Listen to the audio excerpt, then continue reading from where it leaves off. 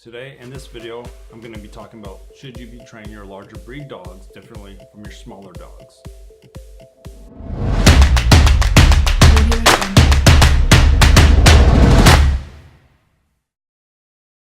Hey everyone, I'm Glenn from We Let the Dogs Out Dog Training. So today in this video, I'm going to be talking about should you be training your dogs, the larger breeds, differently from the smaller dogs.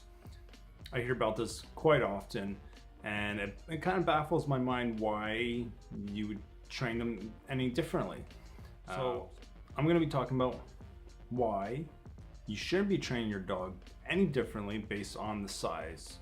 So why would you want to train your dog any differently? To be a little bit tougher with the larger dogs, just because of their size. I don't fully understand that. I get why people do it because they're still in that old school type of training style. So why should you train these dogs any differently based on size? I'll tell you why you shouldn't. If you're going to be teaching a bigger dog, to where you're going to be a little bit tougher, you're going to give them physical corrections, you're going to yell, you're going to use any type of intimidation to overpower that dog to get them to do whatever you want them to do. How long will that last? It could, who knows, it might last a few days, a few weeks.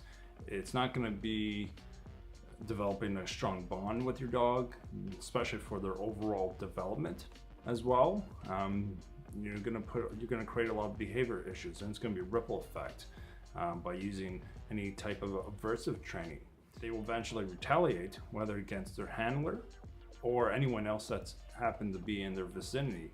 I've trained all sorts of breeds, a dog to sit or lay down. Sometimes one technique doesn't work, so you have to kind of like figure out what is another alternative that is reward based, where you're not putting pressure on your dog's bum to get them to sit down or pushing them to lie down as well. I don't do that, but there's various force-free techniques to teach them. And I want these dogs that I'm training to have a good experience with me. I'm teaching humanely, and it's only good experiences with me. So those people that exist that feel like, oh, you have to have a heavier hand, it kind of bothers me. Like, I'm not gonna yell at my dog to get them to submit to do what I want them to do. If they're not listening to you, then there's a definitive reason why that is, because your technique and your style is not effective. It's not working. So for those who have larger dogs, and you seeked out a trainer and they told you, you have to do it this way. That's the only way they're going to be responsive to our trainings, because they're tougher, they're stronger, they're more stubborn. No. Some dogs are stubborn, but it has nothing to do with breed. It has to do with their personality.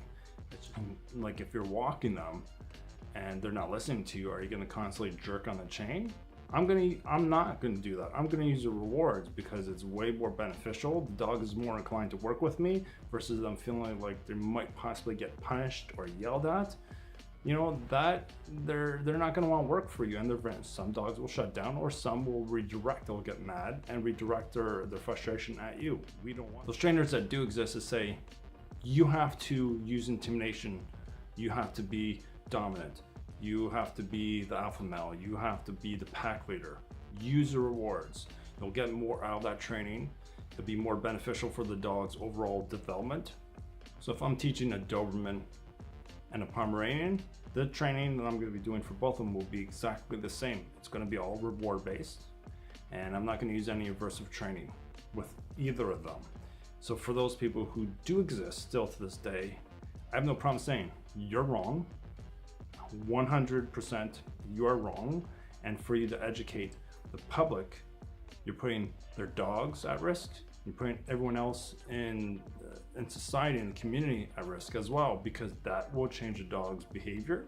It'll create negative experiences. One thing, why would you hurt a dog, punish a dog because you think you have to have a heavier hand to teach a certain breed? Well, the long-term goals that you want to have with your dog, and creating a positive experience with its training, building that confidence in that dog.